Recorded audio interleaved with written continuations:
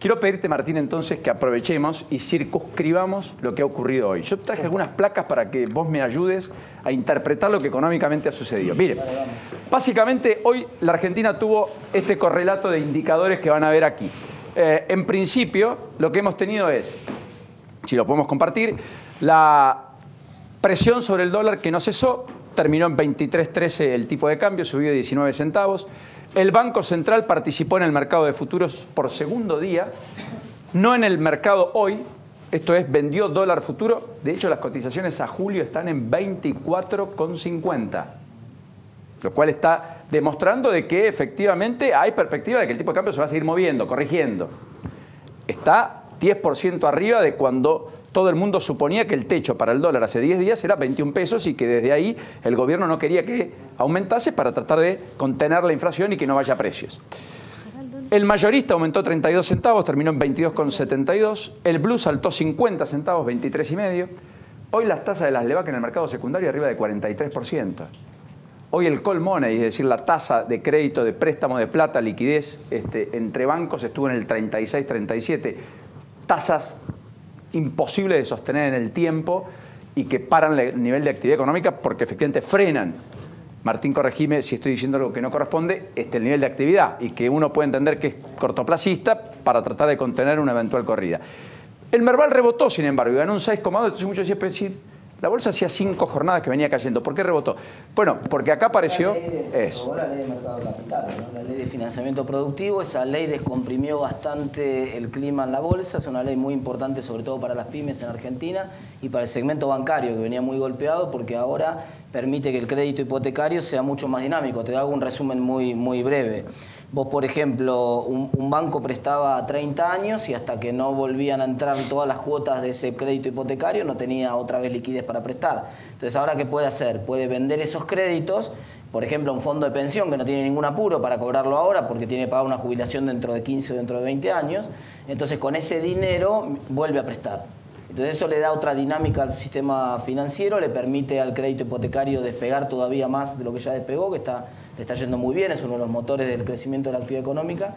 Y entonces eso fue bastante bien recibido en general en la bolsa. Ese fue el paradigma, la paradoja, digamos. Lo interesante de esto es que apareció una alternativa de salida. Vos sabés que hasta ahora, digamos, el inversor que desconfiaba de la sostenibilidad del peso, en Argentina no hay alternativas prácticamente. Si no me gusta el peso y creo que hay inflación y creo que no es controlable, la única salida que tengo es el dólar.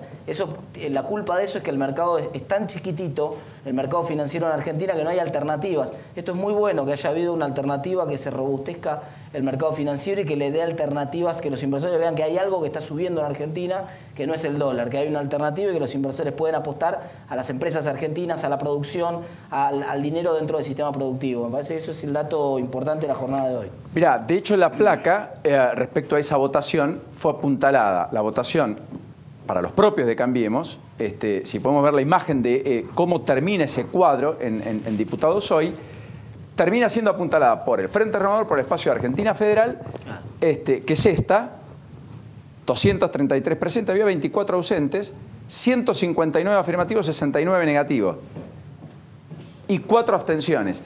O sea que acá el peronismo, que hasta acá cobijó la gobernabilidad en la Argentina, apuntaló también esta ley, que estaba consensuada hace un mes, pero que había sido obturado en el debate, no llegaba al recinto porque se quería imponer el debate en simultáneo a esta ley, que hoy finalmente el propio oficialismo nacional concedió, que era el de poner límites a los aumentos de tarifas o retrotraer valores a noviembre del año pasado. Otro dato más te doy. Si vos tomás el dólar de salida del cepo, ese dólar de 13,50, ¿te acuerdas cuando se salió del cepo en diciembre del 2015, el 16 de diciembre del 2015? Y lo ajustás por inflación en todo el periodo que corre hasta acá, digamos, lo mismo que le pasó a un paquete de polenta, a un alfajor, a un paquete de arroz, a cualquier cosa, el dólar hoy tendría que costar 25. ¿Qué te quiero decir con esto? Yo no estoy diciendo, quiero ser claro, no estoy diciendo que mañana va a salir 25 dólares, ni mucho menos. Lo que quiero decir es que el dólar, paradójicamente, a pesar de todo lo que viene pasando en las últimas 2 semanas, digamos, el dólar todavía está barato en Argentina. O sea, que a mí no me preocupa en absoluto el valor del dólar, no me preocupa en absoluto. Sí me preocupa el recorrido, por supuesto, porque el recorrido es un recorrido que genera muchísima ansiedad en Argentina. Mira, te voy a dar otro dato más y con esto te cierro. En Argentina, en los últimos 70 años, hubo 15 crisis económicas, Paulino. Una recurrencia casi cada 4 años y medio, una crisis.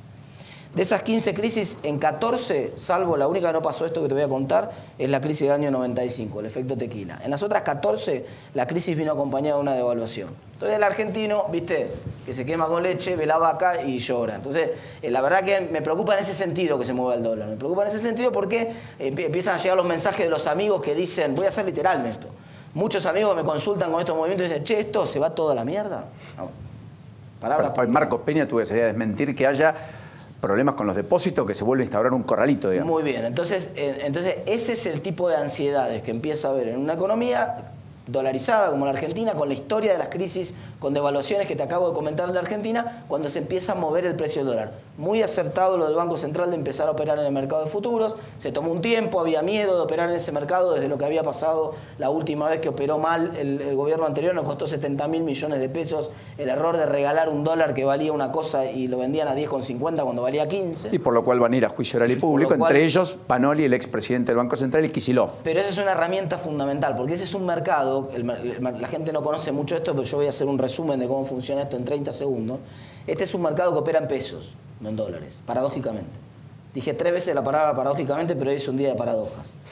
¿Por qué opera en pesos el mercado? Porque es un mercado de apuestas, donde la gente apuesta cuánto va a estar el dólar en diciembre.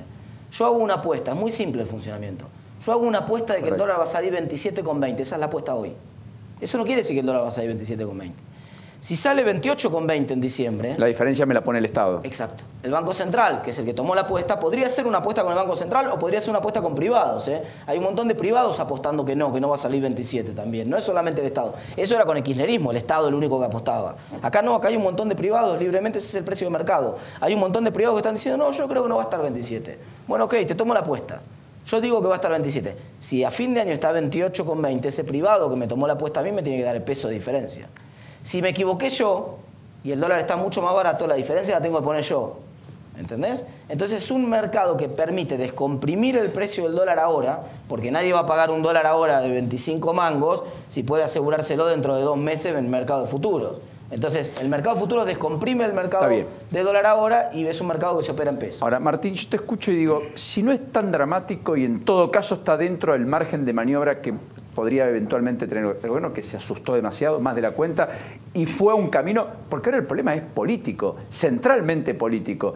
Vos tenés que arrear banderas, tenés que explicar que volviste al fondo, vas al fondo porque efectivamente las cosas no están bien, porque fracasaste probablemente, o porque tenés que ir a buscar algo para que te apuntale un programa económico que evidentemente no está dando resultados. Mirá, el gobierno comete desde diciembre para acá, viene cometiendo una sucesión de errores, empezando por la famosa conferencia de prensa en la cual le quitaron la política monetaria al Banco Central, cambiaron la meta de inflación, es una serie de errores que, bueno, estratégicamente no quieren reconocer, pero es preocupante que no lo reconozcan. Siguen poniendo el dedo en el fenómeno de afuera, que es cierto que existe, la tormenta financiera de afuera existe, pero la verdad que nos agarra donde los inversores hace 5 meses que vienen saliendo de papeles argentinos, hace 5 meses que el riesgo país argentino viene subiendo y esa es la variable central de sostenibilidad. Porque vos lo que estás diciendo es, yo voy a seguir siendo gradualista, no voy a hacer el ajuste que me pide la derecha, no voy a hacer ese ajuste feroz que me pide la derecha.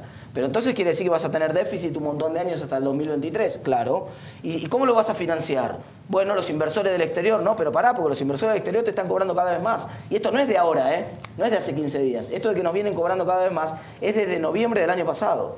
Entonces, de noviembre del año pasado venimos cometiendo errores sistemáticos que hacen que los inversores nos cobren cada vez más. Y en los últimos 15 días, los inversores empezaron a rajar. Entonces, en ese contexto que no te van a financiar los inversores, el gobierno dijo, ante la disyuntiva de tener que acelerar el ajuste y hacer un ajuste más dramático de lo que estamos dispuestos a hacer, bueno, abrimos el paraguas, preferimos pagar un costo político, que es el costo de ir al Fondo Monetario, y bueno, y con ese paraguas nos permite seguir con el esquema gradualista que estábamos pensando. Ahora, ¿estas negociaciones van a llevar 6 semanas? O más, pueden llevar más tranquilamente. ¿Y el mercado que va a mirar día a día a ver qué dicen, qué dejan de decir, cuánta plata hay, cuánta no hay? No, ¿Qué le piden a cambio de la Argentina? No están pidiendo la plata, es que lo interesante de esto es que no están pidiendo la plata para el programa financiero de este año. El programa financiero de este año ya está cerrado, ya tiene, porque Caputo se adelantó, consiguió toda la plata que necesitaba, le queda 15% de las necesidades de financiamiento que las puede fondear localmente, no tiene ningún problema. Al gobierno no le falta plata para el mes que viene. La razón de la urgencia fue para calmar la corrida acá. Es decir, el gobierno que quiso evitar con este llamado... Está bien, pero vos entendés que el miércoles que viene, cuando se renueven las LEVACs, más de 600.000 millones, ¿no hay riesgo? millones. No, siempre hay riesgo, por supuesto, porque estás en son mercados financieros y siempre hay riesgo. Pero no debería tener problemas porque con el nivel de tasas que hay y en un escenario en el cual la corrida ya está relativamente controlada y el Banco Central operando correctamente el mercado futuro, no, pues seguramente no lo va a renovar. Ya vienen muchos vencimientos que no lo renueva completamente. Va a renovar probablemente el 80% del vencimiento con una tasa muy alta, con una tasa más de 10 puntos más alta de la del último vencimiento, que es muy atractiva, entonces va a renovar a 36, 38. Sí, que fue lo que le pasó en abril del 2016, cuando también tuvo aquella corrida del dólar, te acordarás, que llegó a valores que si lo pones a valores de hoy, ese dólar de abril de ese momento es un dólar de 27 mangos de hoy. Martín, ¿y cómo haces para que el inversor te siga creyendo o confiando cuando el presidente hace 40 días dijo que no se iba a ir al FMI en una entrevista? Mira, al inversor le importa poco o nada lo que vos digas. No importa, no vas a mover la aguja del inversor con una declaración política. Las declaraciones políticas que están haciendo hasta ahora son para la tribuna, para decirlo en castellano. El inversor lo que quiere ver son los números. Lo que vio el inversor y se asustó, vio 2 o 3 factores. El primero, que se perdió la política monetaria en diciembre. El segundo, que se puso un impuesto a la renta financiera completamente desubicado y que además al gobierno lo agarró, improvisó porque se sabía que iban a salir 5.000 millones de dólares de capitales que no iban a querer pagar ese impuesto y lo vieron, uy, mira, empezaron a salir, ¿qué hacemos? No hubo un plan para atacar esa salida de capitales y además empezó a perder el control del Congreso claramente el gobierno, le empezaron a mojar la oreja en el Congreso, esta es la realidad de lo que pasó, entonces mira, le están tratando una ley, los propios gobernadores, que en el mes de noviembre firmaron un pacto fiscal con el presidente y le pidieron por favor que los subsidios, le dijeron, ok, te damos la plata del fondo del conurbano, que era el gran debate, la plata del fondo conurbano. Para Vidal. Te damos la plata para Vidal, pero al mismo tiempo que Vidal, que los ciudadanos de la provincia de Buenos Aires dejen de recibir el beneficio de los subsidios diferenciales que están recibiendo y que no recibe la gente del interior del país. O sea, suban las tarifas. O sea, le pidieron eso. O sea, firmaron que suban las tarifas. Y después, 3 meses después, van y meten una ley para que bajen las tarifas. Es una cosa de loco. Bueno, lo que Martín está explicando también es un problema estrictamente político. De las 3 variantes, las 2 últimas fueron políticas. Bueno, por eso ayer marcábamos que era un problema político. Yo quiero mostrar el último cuadro y ahora ya que creo que funciona el micrófono de... Probando. Anda ahora. Dietrich, vamos a hablar con él, pero le agradezco enormemente a Martín, que es un enorme valor que esté con nosotros aquí. Quiero que me pongan, Vanina, el último gráfico que yo envié, que es la serie histórica del país gastador serialmente que es la Argentina, digamos. Este país que no está compensando con ingresos lo que gasta y más bien ha vivido de lo ajeno casi sistemáticamente, aunque el lema de la política argentina ha sido vivir con lo nuestro, casi como si pudiéramos, como axioma, que queda muy lindo, pero que no ha sido lo que ha ocurrido. ¿Podemos poner la placa grande respecto a la serie de déficit fiscal? Bueno, ahí está, esta, miren. Esto es impresionante porque esto muestra desde 1961 hasta el 2017 que la Argentina, solo la Argentina, en todo este tiempo, 17 y 39 son 56 años, en 56 años de historia económica, salvo 6 años, en 50 siempre convivió con déficit fiscal. Este es un adolescente medio grandote que ya tiene 56 años, que sigue viviendo con la madre, que no labure, que todavía lo siguen bancando, ¿te das cuenta? Porque todos vivimos con déficit en algún momento del tiempo, digamos. Yo viví con déficit hasta que los 23 años mi viejo me llamó un día y me dijo, tenés que ir a laburar, se acabó el financiamiento. El déficit no tiene ningún problema si vos tenés a alguien que te financie. El gran problema del déficit es cuando no tenés quien te financie. Bueno, y acá había una particularidad, porque también es cierto que hubo fuerte superávit fiscal 2003, 2004, 2005, porque no pagaste la deuda, hasta que la reestructuraste, con lo cual tenías una diferencia de flujo de caja entre lo que recaudabas y lo que gastabas, pero no estabas contemplando el pago de interés de la deuda que después empezaste a contemplar. Además tuviste el ajuste fiscal más feroz de la historia argentina. En ese año del 2002 le bajaste los sueldos a la gente 25% en términos reales. 25% en términos reales. El dólar que estaba a 1 a 1 lo llevaste a 4 a 1. Eso a valor equivalente a hoy es como si el dólar de 20 lo hubiera llevado a 80. El 2002, ese momento de ahí que vos ves con superávit, es con el dólar de 80, Por eso está curva y por eso está pendiente. Ahora, fíjense lo que es el serrucho. ¿Esto le llaman serrucho los economistas? ¿Efecto serrucho, digamos? Sí, de todas maneras. Acá el serrucho nunca fue para arriba. El serrucho no tiene nada, siempre estuvo bajo el agua. Siempre estuvo bajo el agua. Está Este es un equipo que se dirimía entre la C y la D, digamos, entre la C y la D, la C y la D, la C y la D. Un año por ahí estaba en la B y hubo 4 años que jugó en primera, pero después el resto estuvo siempre en la B para abajo. Esto explica de todas maneras, Martín, la pobreza estructural, explica el nivel de baja participación en el comercio internacional que tiene Argentina hoy respecto a lo que supo ser hace 70 años. Pero Esto explica en buena medida que Argentina no esté en los 10 países más importantes del planeta, sino en el país número 61 en términos de ingresos medios, mejor dicho, en términos de Producto Bruto per cápita medio. Lógico, porque es una realidad muy simple. Si vos estás gastando más de la cuenta, alguien te está poniendo el resto de la guita. Si vos no tenés apertura, hay dos posibilidades acá. Si vos tenés apertura al resto del mundo, te la está poniendo el resto del mundo, te estás endeudando hasta acá, te están entrando un montón de dólares y no puedes competir con el resto del mundo porque tu dólar quedó barato, década del 80, principio de la década del 80 hasta que vino la democracia. Si en cambio vos no tenés, se te cerró el mundo, que es lo que pasó buena parte del periodo ese, lo que estás haciendo es trampa al resto de la gente. Estás emitiendo. Esa es la historia de la inflación en Argentina. Estás emitiendo sistemáticamente y como estás robándole al resto de la gente que tiene plata en Argentina, estás destruyendo el ahorro, estás destruyendo el funcionamiento del crédito en Argentina. Correcto. Yo quiero marcar una cosa acá respecto a... Fíjense que el peso de intereses de la deuda vuelve a ser cada vez más importante en estos últimos años, porque la Argentina tomó 60.000 millones de dólares, tomó deuda como ningún otro país en el planeta, claro, el doble que Arabia Saudita, que es el segundo. Pero al mismo tiempo acá lo que ha habido es un déficit del 7,1% en términos de Producto Bruto Interno, es decir, lo que le falta a las distintas administraciones municipales, provinciales, nacionales, es el 7% del conjunto de bienes y servicios que produce toda la economía durante todo un año. Es una ponchada de guita, increíble. Y es el nivel casi pico de los últimos 17 años. Peor que en el consolidado de Cristina, de los 8 años de Cristina. Claro. Eso marca lo que le indica el mercado al gobierno. Fueron tan gradualistas que cuando miro el número me olvido de las declaraciones y de quién gobierna y de lo que piensa. Cuando veo esto, me asusta. ¿Puede haber algo de eso? Exactamente, eso es claramente el primer dato de la realidad, pero el problema es que vos le hiciste creer al mercado un gradualismo, el mercado te lo compró el gradualismo, ¿eh? El mercado hasta noviembre del año pasado te compró sistemáticamente el gradualismo y vos pagabas cada vez menos tasa, hasta noviembre del año pasado. Lo que pasa es que vos en la mitad del río cambiaste de caballo.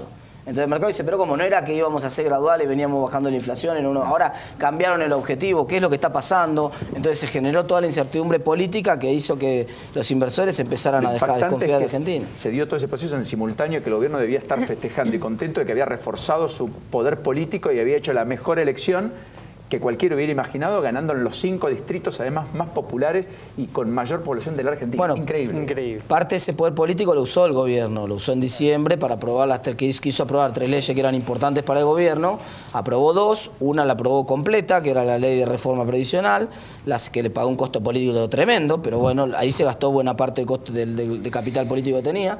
Después fue por la reforma tributaria le salió por la mitad porque tuvo que negociar un montón de cosas y se perdió en el camino la reforma que era muy importante para el sector productivo, que era fundamental, que es la reforma laboral, porque cualquier persona que tenga que contratar a una persona en la Argentina, cualquier empresario pyme que nos está mirando, sabe de lo que le estoy hablando. Es imposible en Argentina, vos en vez de contratar a una persona para que te dé una solución, tenés un problema.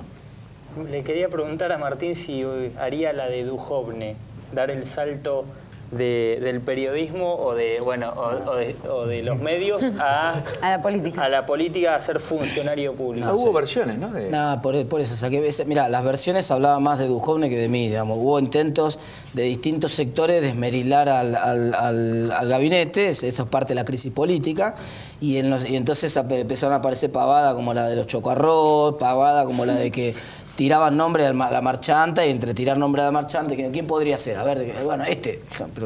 Fue como te podría haber tocado a vos o cualquier. Hoy. No, de ninguna manera. De ninguna manera. Bueno, buen dato. ¿De ministro de Transporte tampoco? No.